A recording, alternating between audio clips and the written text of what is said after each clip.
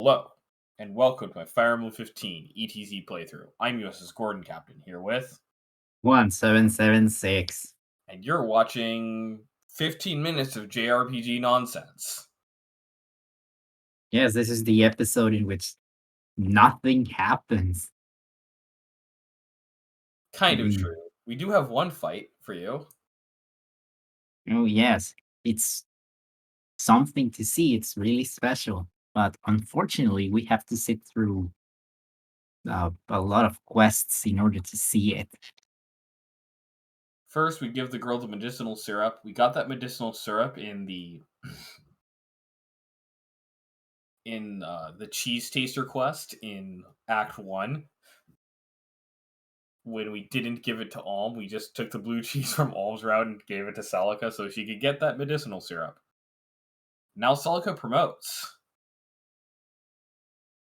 It's a pretty good promotion. She gained 5 speed and 1 attack. Really shows that Selic hasn't been doing a lot because in this game, the promotion bonuses are based on the class basis. But it is appreciated even if Celica's not exactly a very good fighter.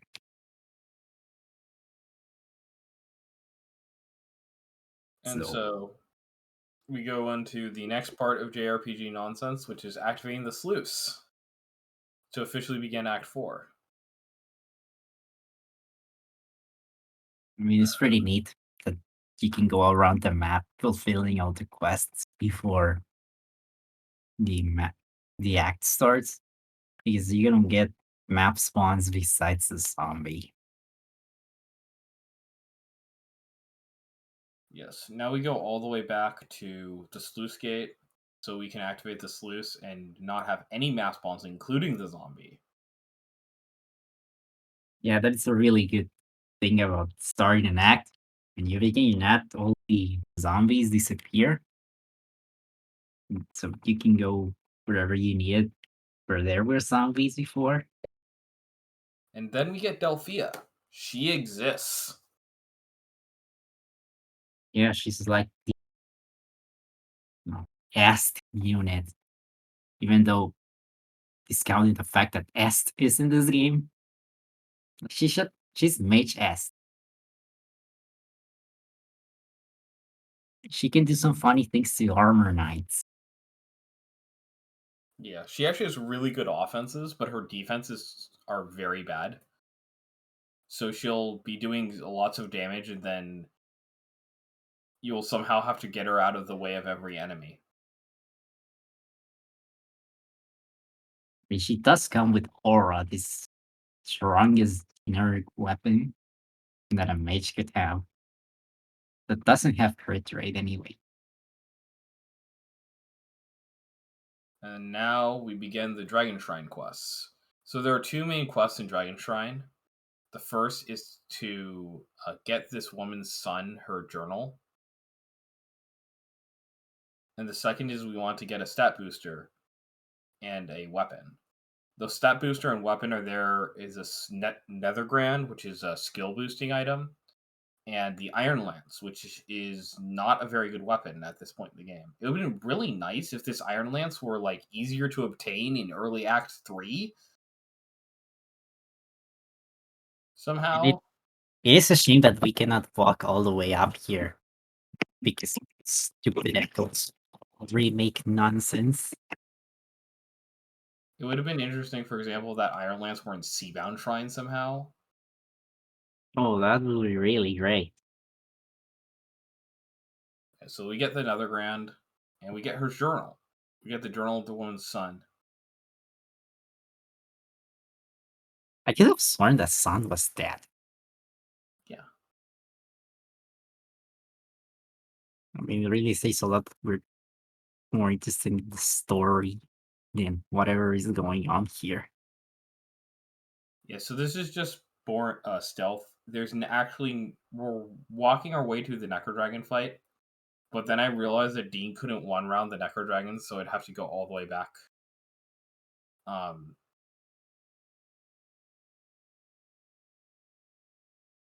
You know, breaking these boxes is really helpful. Getting a bunch of items we can sell. Yes, the money budget is kind of tight, so I started breaking boxes in order to replace any to get me enough money so I can actually do all the things I need. I mean, in theory, you could stay like forever in the dungeons just breaking boxes until you have enough to trade for whatever weapon you need, but of course, that is not the purpose of this playthrough, just grinding off screen forever. No, that's the purpose of your playthrough.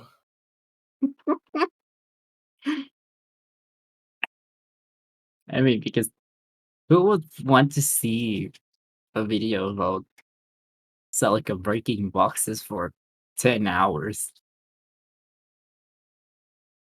And even then, in 10 hours, you don't get enough money to forge a brave sword. Like, maybe you can, but it wouldn't be as nearly as entertaining. Okay, so next up, we have to give the son's journal to the lady so she can be depressed that her son is dead. And thankfully, the map spawns. And now we go back to the basement so we can recruit our another unit while we wait for this woman to grieve over the death of her son. And we Paola gets her last level in order to promote, and she gets a good level up, but I think the promotion bonuses negate the usefulness of her level up, so she might as well have gotten zeros. yes, her strength was kind of nice. It meant I could sell the iron lance. If I didn't get the strength, I would have had to keep the iron lance and grind it for money in some other way. Yeah, I just paid $5.99.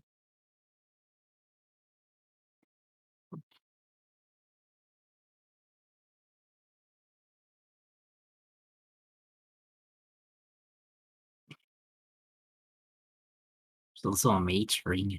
That is pretty cool.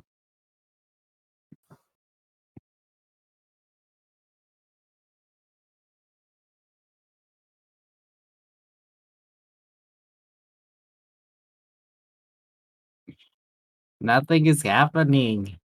Yes. So then we're gonna get our next unit. Why? Why did I go down the stairs? Oh, I'm an idiot. That's why. Okay. So now we go get our next unit, Noma. He is sort of an interesting side character. He kind of exists. He'll be I bet that, useful for exactly one thing in one map. I mean, that's better than where Kamui is currently doing. Yeah, but I think But Kamui ends up doing more. yes, it is really sad for Noma that his only claim to fame is being better at one thing over Kamui, who has done nothing for at least 7 maps by this point. Yeah, well. So now we hand over a silver platter to a cleric in the temple that will give us a nectar, which gets us 10 more silver. You can see how much this game is based around playing a game versus playing JRPG quest delivery.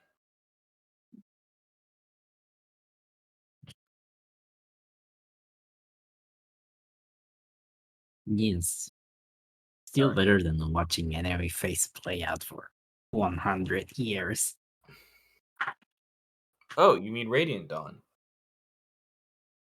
Nah, I was thinking more in lines of Fire Emblem 1, in which the AI is so primitive in its programming that the game can't even decide what to do.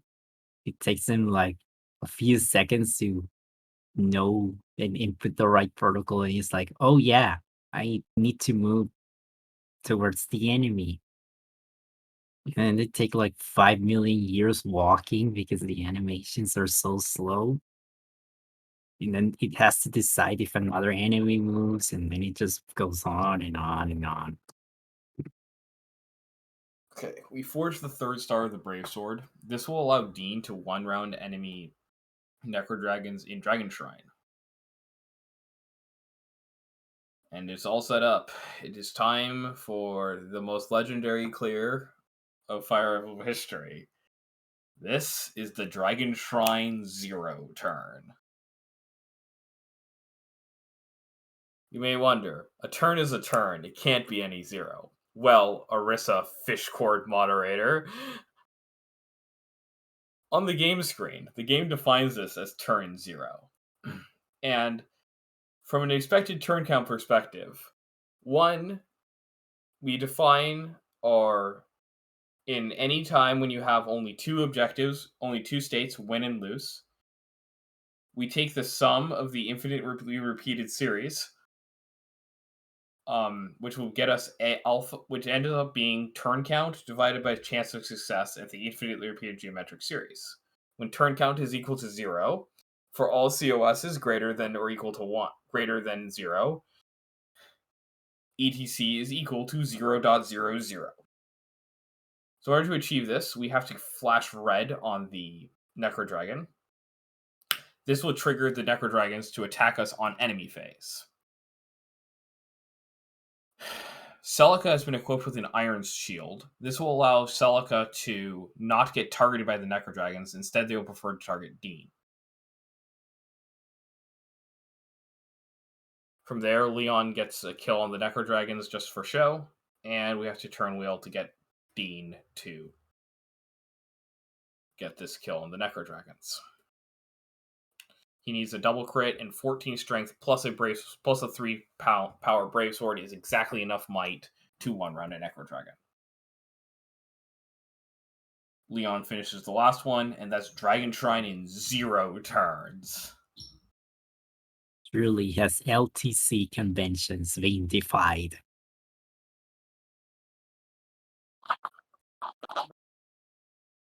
So the next part is the the Coral Ring, and we also get a cog.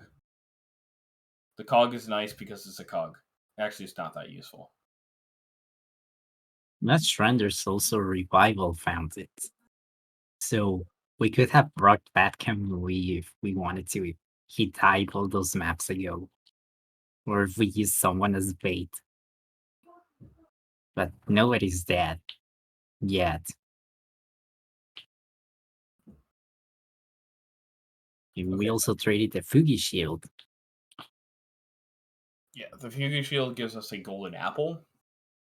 The golden apple plus the last EXP shrine in Temple of Mila will give us access to the final 2 levels for Dean, and so we can promote Dean without having to do any grinding.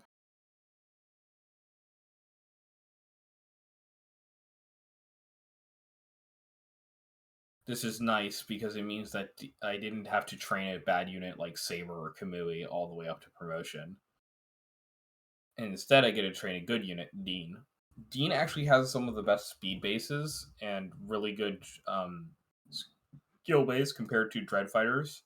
And so he's very likely to get past Dread Fighter base speed.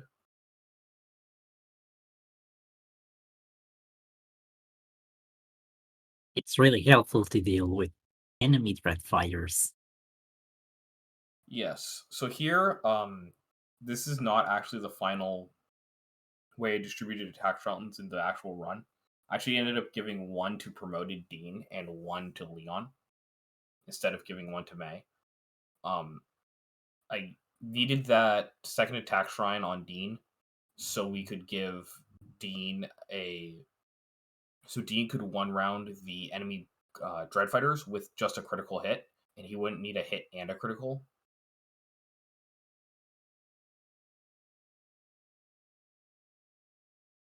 So finally, we get to promote our units.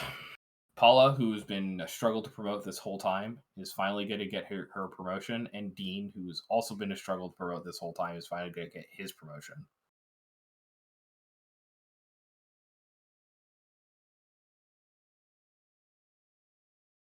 it really says something that Dean has been fairly easy to promote, whereas Paula has been a massive struggle this whole time, and yet she still needed an EXP fountain to promote. However, it's really interesting that of the 4 units that get to their final promotion tier, they're all in 4 completely different classes, indicating that this is a game where class diversity is extremely promoted, in spite of being a game with infinite promotion items.